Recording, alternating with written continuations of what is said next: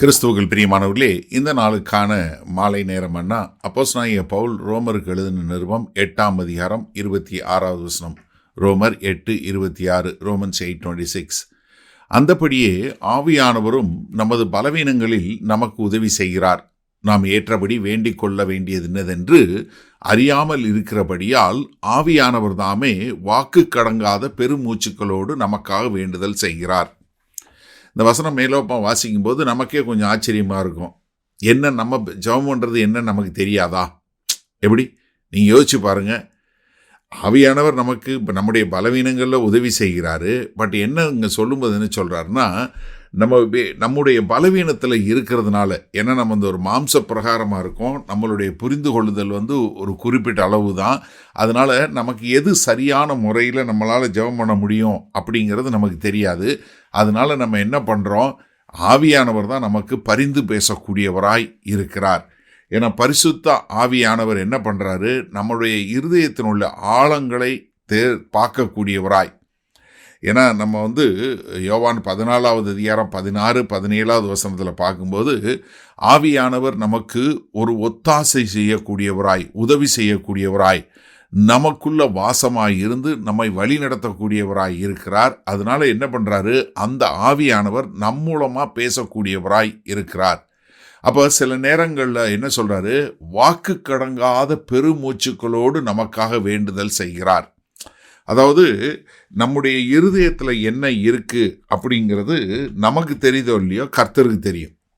ஏன்னா மனிதனுடைய ஆவி என்ன, மனிதனுக்கு கர்த்தருடைய ஆவிக்கு என்ன தெரியும்? எல்லாமே தெரியும். அந்த ஆவியான என்ன பண்ணுறாரு? நம்முடைய இருதயங்களை சோதித்தறிந்து நமக்கு என்ன வேண்டும் அப்படின்னு சொல்லி அறிந்து கொண்டு நம்முடைய ஆவியுடனே கூட சேர்ந்து வாக்கு கடங்காத பெருமூச்சுக்கள், அதாவது இந்த பெருமூச்சு அப்படின்னு சொல்லும்போது சில நேரத்தில் பார்த்தீங்கன்னா நம்மளால் என்ன சொல்கிறதுன்னு சொல்லும்போது தெரியாத போது ஒரு மூச்சு விடுவாங்கல்ல, அந்த மாதிரி, அதாவது வார்த்தையிலே சொல்ல முடியாத அளவிற்கு.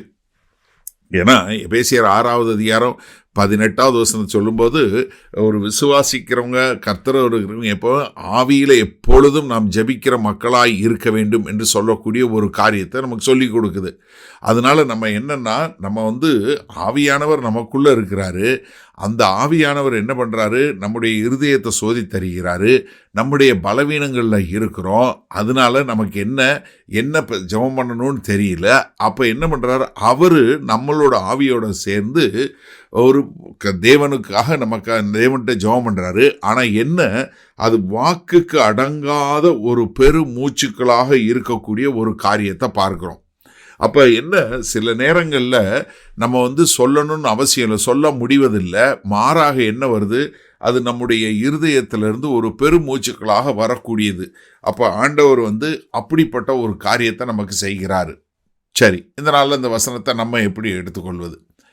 என்ன ஒரு பெரிய ஆறுதல் தெரியுமா? நம்முடைய பலவீனத்தை குறித்து நம்ம கவலைப்பட தேவையில்லை. ஏன்னா நம்ம சில நேரங்களில் நமக்கு ஜெபம் பண்ணுறது எப்படின்னு தெரியலனாலும் ஆவியானவர் அதுக்கு உதவி செய்கிறார். அது என்ன பண்ணுது? இது நம்முடைய ஜெபங்கள் வீணாவதில்லை, நம்முடைய ஜெபங்கள் கேட்கப்படாமல் இருப்பதில்லை என்று சொல்லக்கூடிய ஒரு பெரிய ஒரு ஆறுதலையும் தேர்தலையும் நமக்கு கொடுக்கக்கூடியதாக இருக்குது. எப்படி? தேவ ஆவியானவர் நமக்குள்ள இருந்து உதவி செய்வதனால நம்முடைய ஜெபங்கள் ஒரு நாளும் வீணா போவதில்லை, அது கேட்கப்படாமல் இருப்பதே இல்லை. ஏன்னா பிரேயர் என்பது என்னன்னா, நம்ம எவ்வளவு அழகா, எவ்வளவு வார்த்தை ஜாலங்களோட, எவ்வளவு நேர்த்தியா ஜெபம் பண்ணுவோன்றது இல்லை. மாறாக பரிசுத்த ஆவியானவரை சார்ந்து ஜெபிக்கிறோமா என்பதுதான். ஏன்னா பரிசுத்த ஆவியானவர் தான் என்ன பண்ணுறாரு? அது தேவனுடைய சித்தத்தின்படி நம்மை வேண்டுதல் செய்ய வைக்கிறார். அப்போ எனக்கு அருமையான சகோதரனை சகோதரியை நம்ம தெரிஞ்சு கொள்ள வேண்டிய விஷயம் என்னென்னா, நம்ம இப்போ நம்ம எவ்வளவு அழகா, ஐயோ அந்த அண்ணன் அப்படி ஜெபம் பண்ணுவார், இந்த அக்கா இப்படி ஜெபம் பண்ணுவாங்க, இல்லைங்க. பரிசுத்த ஆவியானவர் சொல்லுகிறபடி நம்ம ஜெபிக்கிறோமா? அப்படி சொல்லும்போது தான், அப்படி ஜெபிக்கும்போது தான் அது தேவனுடைய சித்தத்துக்காக ஜெபிக்கக்கூடிய ஜெபமாக இருக்குது. அந்த ஜெபத்துக்கு கர்த்தர் கேட்டு பதில் கொடுக்கக்கூடியவராய் இருக்கிறார். அப்போ என்னுடைய ஜெபம் வீணாக போகிறதில்ல, முதலாவது. ரெண்டாவது என்னென்னா, என்னுடைய ஜெபத்தை அவர் கேட்கக்கூடியவராய் இருக்கிறார். அது மாத்திரமல்ல, அந்த ஜெபம் என்ன ஒரு ஆவியானவருடைய வழிநடத்துதலோடு இருக்கிறதுனால நமக்கு மிகவும் சந்தோஷமாய் இருக்கக்கூடிய ஒரு காரியமாக இருக்கிறது. அப்போ எனக்கு அருமையான ஜனங்களே, நம்ம செய்ய வேண்டிய காரியம் என்ன தெரியுமா? கர்த்தர் என்ன சொல்றாரோ அதை கேட்டு அந்த ஆவியானவருடைய சித்தத்தின்படி பரிசுத்த ஆவியின் மூலமாய் நாம் ஜெபிக்கக்கூடிய மக்களாய் இருக்கும்போது அது நிச்சயமாக ஒரு பெரிய விடுதலையை கொடுக்கும். ஆமென். வல்ல பிதாவே, இந்த அருமையான நல்ல நாளுக்காய் நன்றி. இதோ மீட்பெரும் இரட்சகருமாகிய இயேசு கிறிஸ்துவின் மூலமாய் உம்மிடத்திலே வருகிறோம். இதோ ஆவியானவர் தாமே எங்களுக்கு ஒத்தாசை செய்து அதன் மூலமாய் நாங்கள் ஜெபிக்கிறவர்களாய் இருக்க எங்களை ஒப்புக் கொடுக்கிறோம்.